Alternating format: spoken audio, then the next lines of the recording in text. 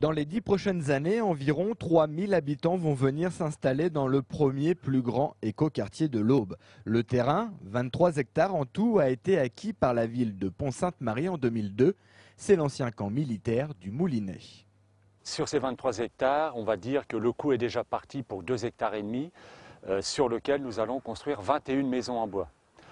Deuxième étage de la fusée, et c'est là où nous sommes aujourd'hui, c'est la réhabilitation de 3 bâtiments. Et puis, nous aurons à côté la construction de 9 maisons en paille et chanvre.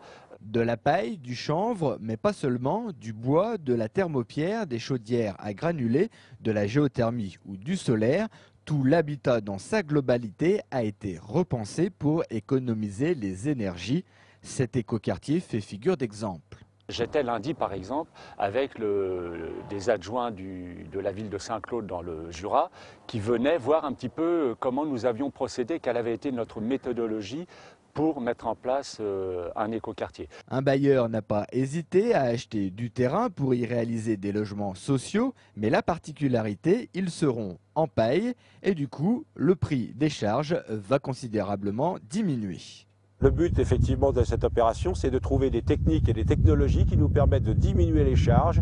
Alors aujourd'hui, ce bâtiment que vous avez derrière vous sera à terme du traitement avec une consommation de 38 kWh, ce qui veut dire une économie par rapport à un bâtiment d'aujourd'hui qui est de 150 kWh, une économie de l'ordre de 120 € par mois pour le locataire. En plus des matériaux sains et peu chers, les architectes ont revu l'aménagement des bâtiments.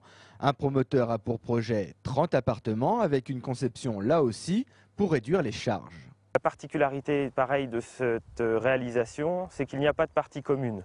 Donc les charges collectives sont très faibles. Par exemple, les charges estimatives pour un appartement T2 ou T3 sont aux alentours de 30 € par appartement. Le mois prochain, la commune de Pont-Sainte-Marie obtiendra son permis de construire et en septembre, les premiers travaux commenceront.